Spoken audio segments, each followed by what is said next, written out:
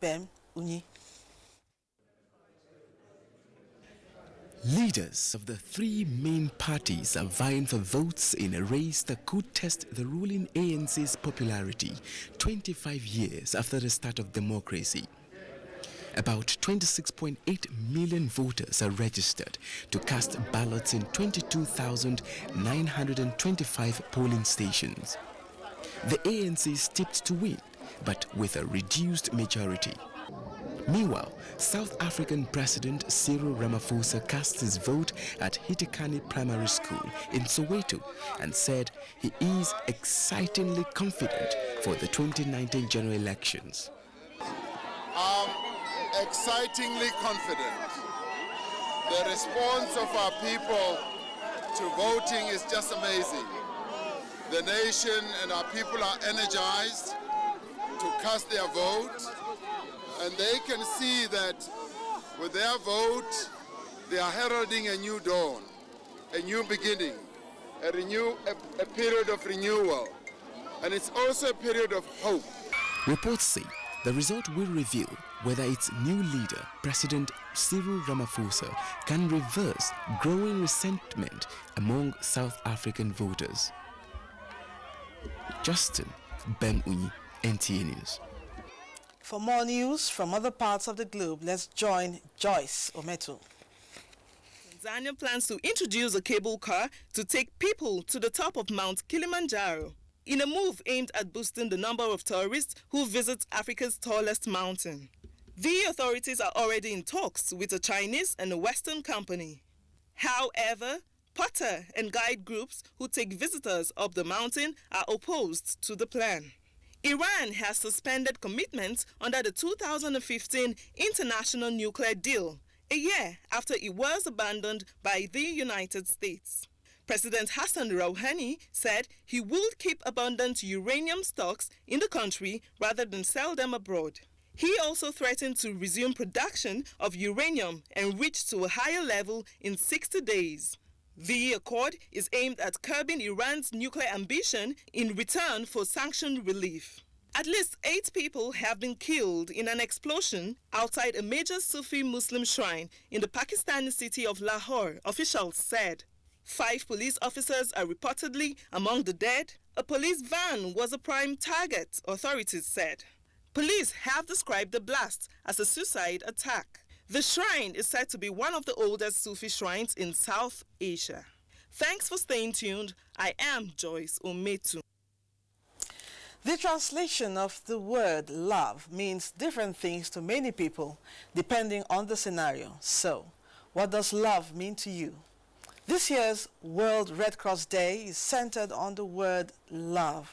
Basi Taipang reports. The 2019 theme is love, which is a message from the Red Cross calling on the world to live in peace, show love to one another, as love is the only thing that can bring sustained peace and unity in the world. So why love? It's because we need love so that we can cooperate and stop the corruption in Nigeria. Love we are talking about today should affect everybody. People should imbibe the spirit of love. If there is love within one another, there won't be problem. God has made us one nation, call us Nigerians. We must love one another. The Red Cross, born in 1963, was originally set for the relief of the wounded. With the red emblem, the day is celebrated on the 8th of May to mark the birth of the founding fathers. It also commemorates the principles of the movement. It's founded by a man called Henry Donat. That time, what he did was to save life. And what we also do now is to save life. That is why you see that the moment there's disaster, anywhere you find Red Cross. We need to show concern to one another. We need to have a good rapport, good relationship with one another. The International Federation of Red Cross Societies is the world's largest humanitarian network and is guided by 7 fundamental principles: humanity, impartiality, neutrality, independence, voluntary service, universality, and unity. Red Cross has been involved in humanitarian services in many countries of the world, including Nigeria. Basi Taikpan, NTA News. Now I have with me in the studio the National President of the Nigerian Red Cross Society, Elder Bolaji Anani, to give more insight into the World Red Cross Day and humanitarian services in Nigeria. Welcome to NTA News. Thank you very much. Thank you for joining us. Thank you for having me.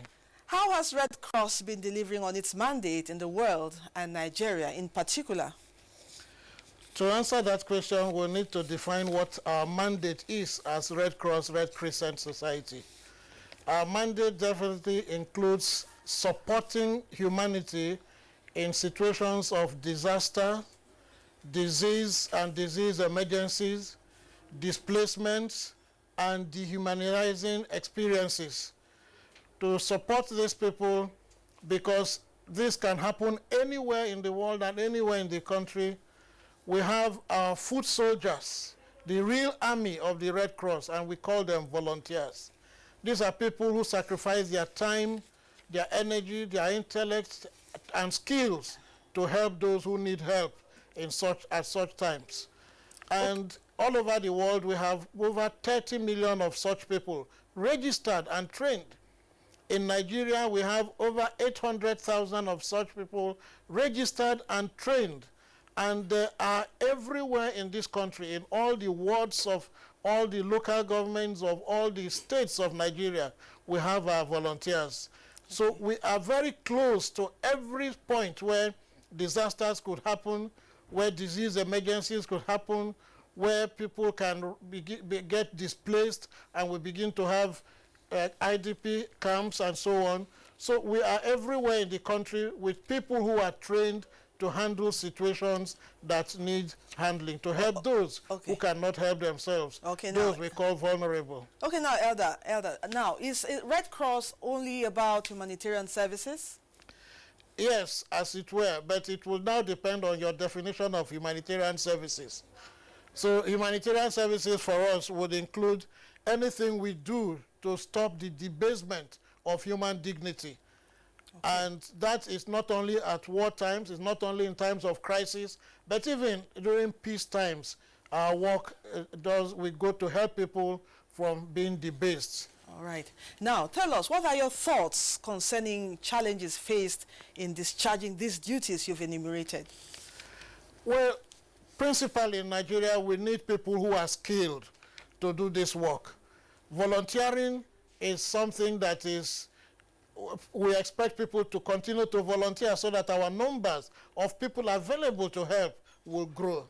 So there is a challenge of people not showing that much interest in volunteering. I call on Nigerians to show interest in supporting one another, supporting humanity, volunteer to work, and we are available to guide you as to how to work. Then, of course, there is a problem of finance, which is a basic problem in every area of human endeavor. All right. Thank you so much for coming on NTA International. We really appreciate it. Thank you for coming. Thank you very much, and thank you for having me. Yes, we'll be talking to Elder Bolaji Anani, the National President of the Nigerian Red Cross Society. We'll now take a break. The news continues shortly. Don't go away.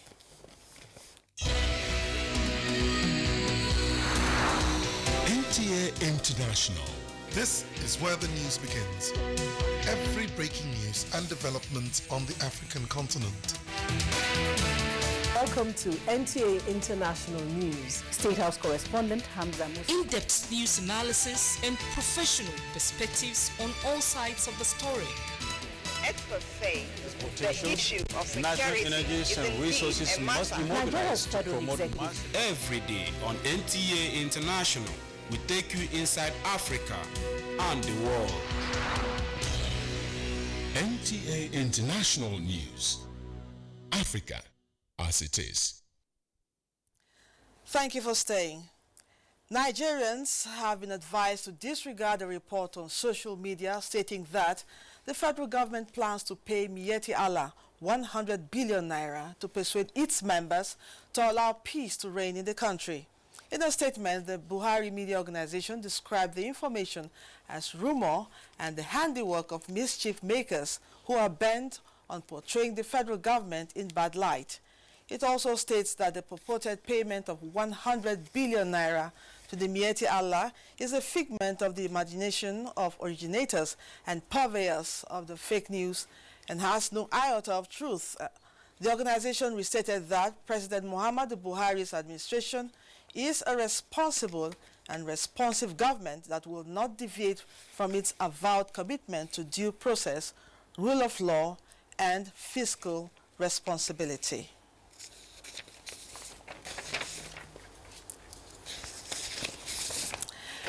Gender equality and women's empowerment is the closest step towards sustainable development. President United Nations General Assembly Maria Espinosa said this when she engaged the representatives of Nigerian women at the National Center for Women Development. Adebola Brooklyn Sunday has details of this and her other meetings in Abuja. 4 decades ago, women the world over celebrated the adoption of the elimination of all forms of discrimination against them.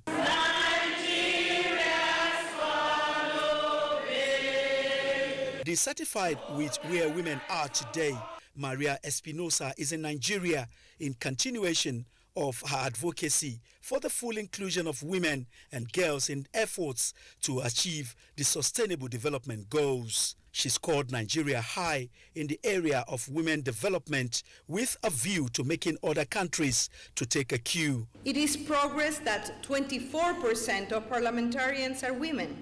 But this is not parity. We don't have parity yet.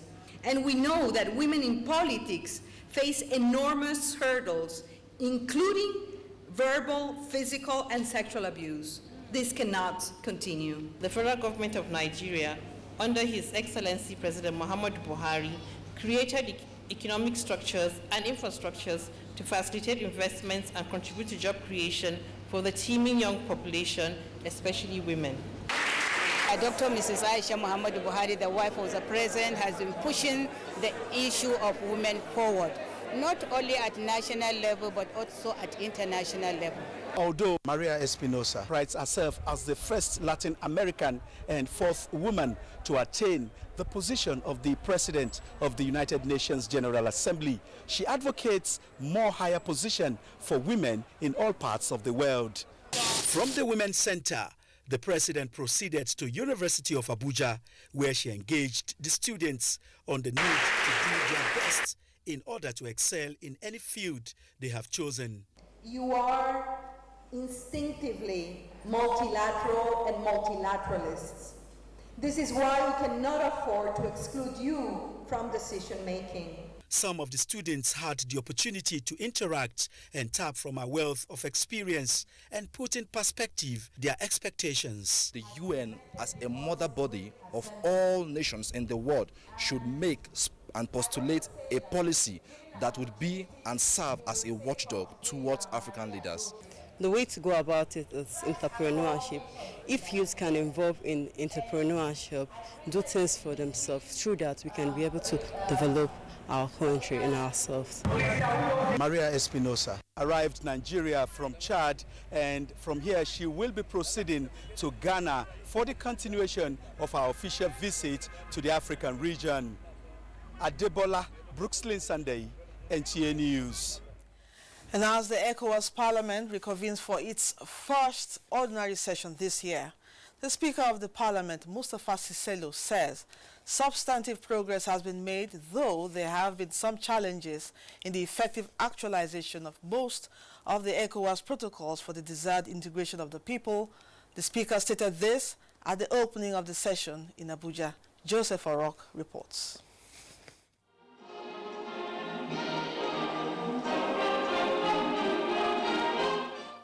Apart from the Moroccan team that were on observation mission at the session, the opening session of the Parliament also had special guests in attendance. Speaker Mustafa Sisilo says the Parliament will continue to sensitize and mobilize the people of the sub-region to appreciate and apply the various protocols of ECOWAS for the benefits of the people. He announced plans by the Parliament to ensure that the groundbreaking for the permanent sites of the legislature in Abuja holds before the end of the ordinary session. The president of ECOWAS Commission, Jean-Claude Cassibrau, says peaceful parliamentary elections were held in Guinea-Bissau, while the recent parliamentary elections in Benin took place amidst tension. He, however, says ECOWAS will continue to intervene in member countries to support peaceful elections. The 3 weeks ordinary session of the ECOWAS parliaments in Abuja is for the parliaments to consider and adopt the localized meeting in Guinea-Bissau and Ghana, as well as attend to the various countries' reports of the sub-region. In Abuja, Joseph Orok, NTA News. The Senate has called on government and financial institutions to support and ensure effective implementation of the new financial guidelines on the operations of local government accounts issued by the Nigerian Financial Intelligence Unit. This followed a motion by Senator Aliyu Sabi Abdullahi, which commended the agency and described the policy as a lifeline for local government system in Nigeria. The policy states that with effect from 1st June 2019, local government joint accounts will only serve as a receipt account for allocations with a daily cash transactions limit of 500,000 naira. Musa Baba Aliyu is standing with news from the financial sector. The federal government has directed the Central Bank of Nigeria to blacklist any firm that deals in smuggling of items, especially textiles, in the country. CBN Governor Godwin Emefiele says the country is losing more than 4 billion naira annually on importation of textiles. The Central Bank of Nigeria is currently gathering the data about and investigating the accounts of individuals and corporate institutions currently involved in smuggling and dumping textiles materials into Nigeria. And the Nigeria Rice Miller says smuggling is gradually having negative impact on the Rice Revolution initiative of the federal government. Nigeria Rice Processing Company are shutting down because of their inability to get market access. We cannot compete with smuggled rice in terms of pricing.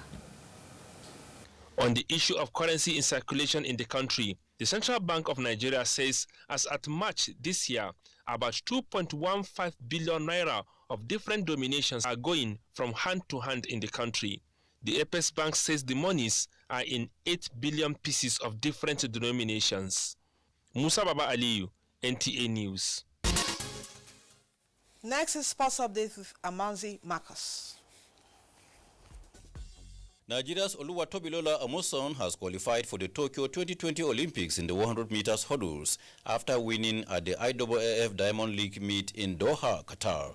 Amusan, who is the African and Commonwealth champion, won in 12.73 seconds compared to the qualification standard of 12.84. Her performance in Doha, which is her season best, also takes her through to the IAAF World Championships in Doha after the qualification of Divine Oduduru in the 100 and 200 meters and Chukwuebuka Enekwechi in shot put. Meanwhile, the technical director of the Nigeria Football Federation, Bitrus Bewarang, has expressed optimism that the African champions, Nigeria Super Falcons, will do the country proud at this year's WAFU B Women's Cup tournament, built for Abidjan, Cote d'Ivoire from May 8 to 18. The football administrator believes the decision to use the home-based Super Falcons to execute this year's WAFU B competition is a good development to give the players the opportunity to excel in the game. Nigerians have been reacting to the shocking 4-3 defeat of Barcelona by Liverpool in the semi-finals of the UEFA Champions League decided at Anfield on Tuesday. Liverpool were just too good on the night.